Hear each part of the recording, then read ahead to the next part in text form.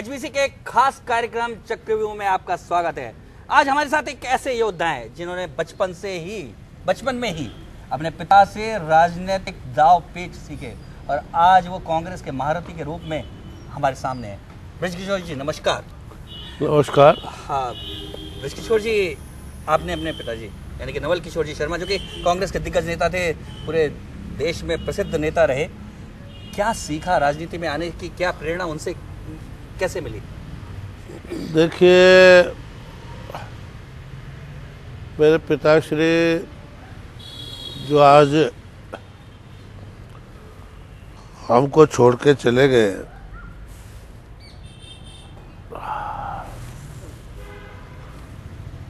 उन्नीस 1968 में जी।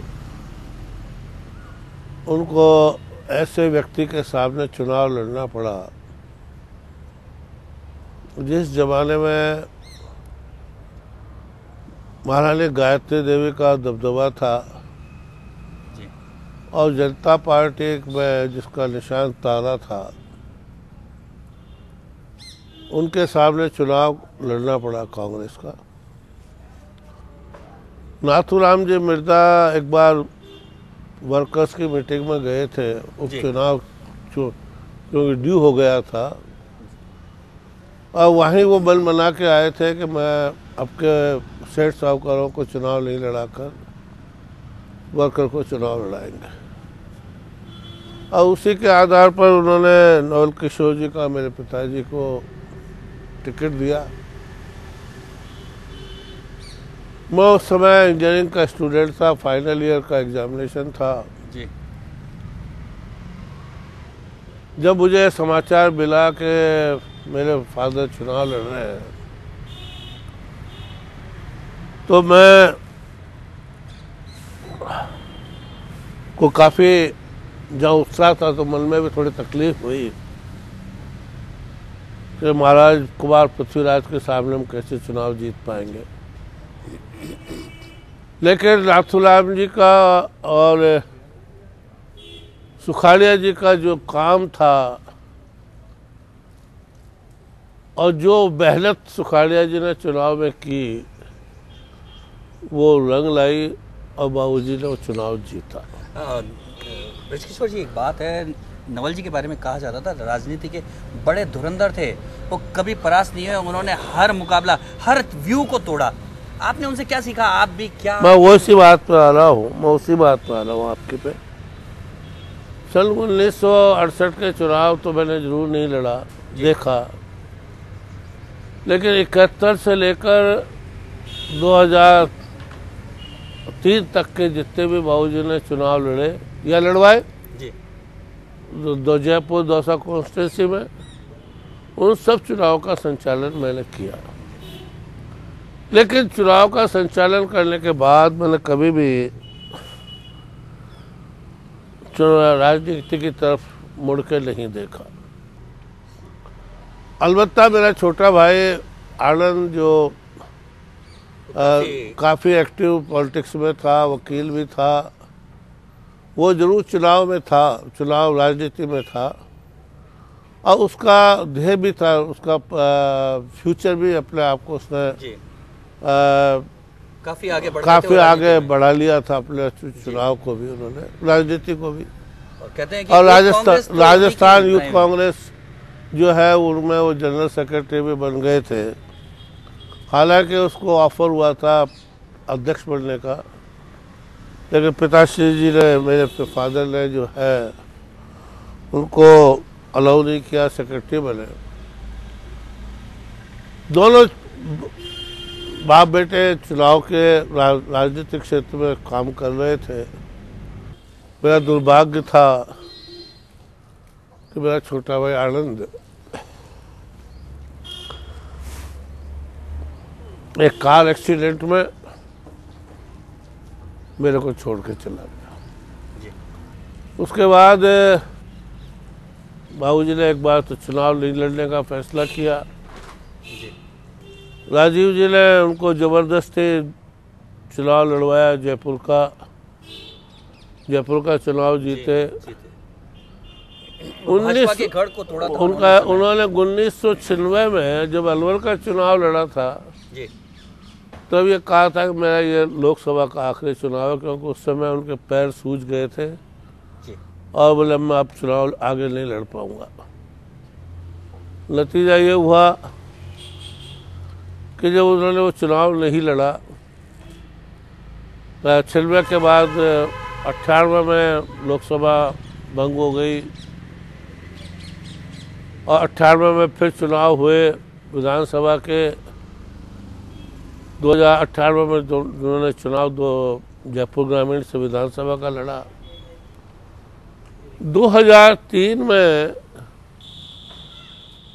जब सोनिया गांधी जी राजस्थान में चुनाव के शुरुआत करने आई थी, तब उस समय बाबूजी ने वर्कर्स को बुला करके कोई मीटिंग की थी कांग्रेस के वर्कर्स की, और अनायास बाबूजी के मुंह से निकल गया कि भाई मैं आपके चुनाव नहीं लड़ूंगा। जैसे उनका मुंह से शब्द निकले, उन्होंने जो वर्कर्स कांग्रेस के बैठे थे सब, बाबूजी अगर आप चुनाव नहीं लड़ोगे तो भाई साहब को चुनाव लड़ाना पड़ेगा।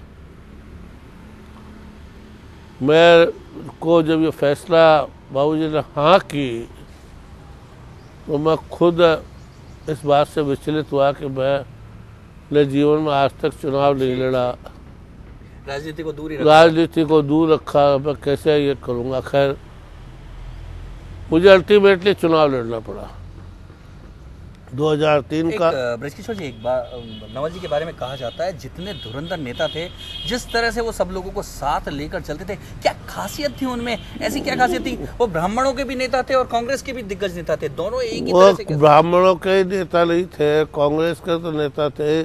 कांग्रेस का मतलब होता है और सभी समाज के लोगों के, क्योंकि उन्होंने कभी किसी के पीछे हम ये नहीं किया कि अमुक के बिना मेरा काम नहीं चलेगा। बात है जो लोगों को बड़ी टीस करती है कि जब जयपुर ग्रामीण से वो विधायक चुने गए थे, उस समय बड़ी हल्ला था कि इस बार जो सीएम है नवल जी होंगे, लेकिन जब रिजल्ट आया तो सीएम और कोई थे और बड़ा झटका लगा था उस बात को लेकर। ये देखिए, राजनीति में ये सब चलता है। नवल किशोर जी ने चुनाव इसलिए चुनाव नहीं लड़ा था कि वो रोज को सीएम के उम्मीदवार थे, पर लोग मान रहे थे उनको। लोग कुछ भी मान रहे, लेकिन उनका खुद का ये मन नहीं था। आज वो हमारे बीच में नहीं है, लेकिन मैं चूंकि बहुत उनके नज़दीक उस समय मेरे से बात की थी, और मैं बिल्कुल अधिकृत रूप से कह सकता हूँ कि उनके मन में यह नहीं था कि मैं कोई चीफ मिनिस्टर का उम्मीदवार हूँ। सवाल उठता है कि आप व्यापार और मैंने अभियांत्रिकी से स्नातक हैं, इंजीनियर हैं, बाय प्रोफेशन आप इंजीनियर हैं, व्यापार करते थे, अचानक राजनीति में कूदे, क्या लगा, कैसा लगा? मैंने जब 2003 का चुनाव लड़ा, उस समय भारतीय जनता पार्टी की आंधी थी जी। और उस भारतीय जनता पार्टी की आंधी में मुझे जयपुर से जी लड़ने का मौका। जयपुर में सारी सीटों पे कांग्रेस साफ हुई थी। मैं किन शब्दों में उन वर्कर्स, कांग्रेस के वर्कर्स का धन्यवाद दूं। आज जो भी कुछ उनके भरोसे पर हूँ। ऐसा कहते हैं ब्रजकिशोर जी, जब तक नवल जी थे वो राजनीति के माहिर खिलाड़ी होने के कारण चुनावी समीकरण ऐसे बैठाते थे हाथ में, और जो जहां वो जिसके साथ होते थे वो चुनाव जीत जाता था। ऐसे क्या समीकरण, आपने भी कुछ गुर सीखे होंगे? देखिए, मैंने तो कोई ऐसा गुर अभी तक सीखा नहीं है। उन्होंने कोई न मुझे कोई ऐसा गुरु सीखने ऐसा मंत्र तो दिया होगा? ऐसा कोई मंत्र मेरे को, ये सब चीजें जो है वक्त के साथ में डिसीजन करने पड़ते हैं जी, और वक्त के साथ में जो डिसीजन करता है वही गुरु है। अगर ब्रजकिशोर जी ने भी नवल जी से वो डिसीजन मेकिंग की एक चीज सीखी, आखिर में आने वाले दिनों में किस तरह की राजनीति करने वाले हैं? हम अभी लेते हैं एक ब्रेक, उसके बाद पूछेंगे क्या आगे की राजनीति के बारे में सोचते हैं ब्रजकिशोर।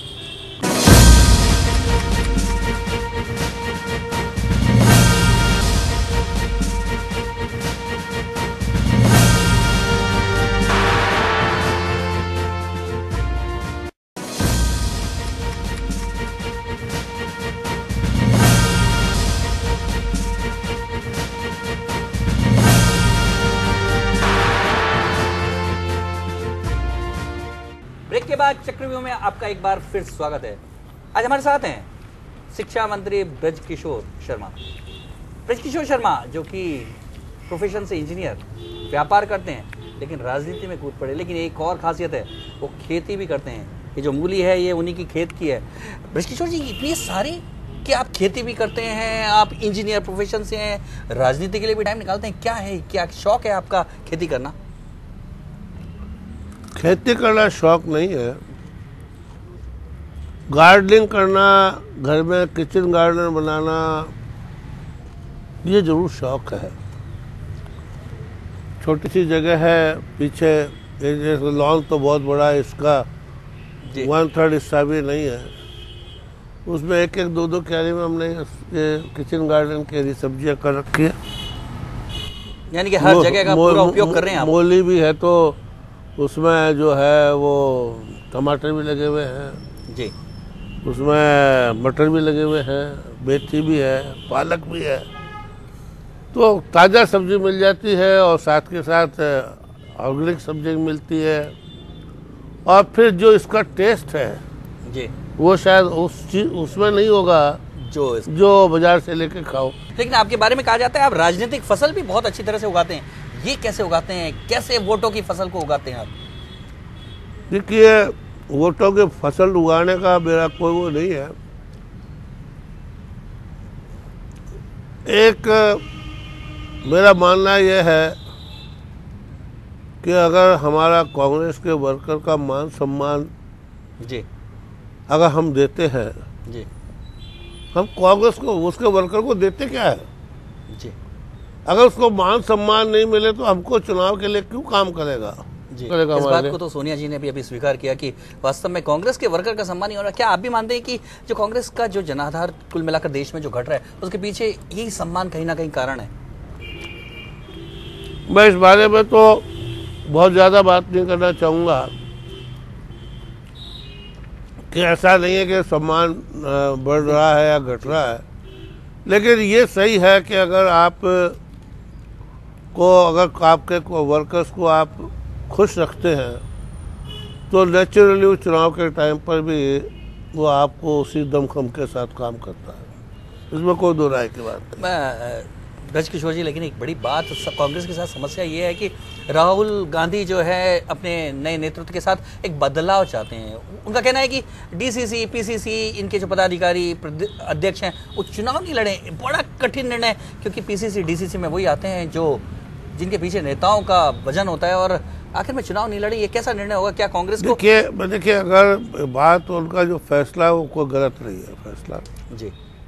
फैसला उनका वाजिब है, क्योंकि अगर प्रदेश कांग्रेस का अध्यक्ष अगर चुनाव लड़ता है जी, तो फिर 200 कॉन्स्टिट्यूंसियों को कौन देखेगा? उसके चुनाव को ऑर्गेनाइज कौन करेगा? अगर प्रदेश कांग्रेस का जनरल सेक्रेटरी चुनाव लड़ता है जी, तो कुछ एरिया को किस तरीके से मैनेज कर पाएगा? तो फैसला उन्होंने वाजिब लिया है। लेकिन पुराने नेताओं ने सब कुछ, दोनों पार्टी को भी संभाला, कॉन्स्टिट्यूंसी को भी संभाला, चुनाव भी संभाला। क्या उनमें अतिरिक्त ऊर्जा थी जो अब नेताओं में नहीं रही है?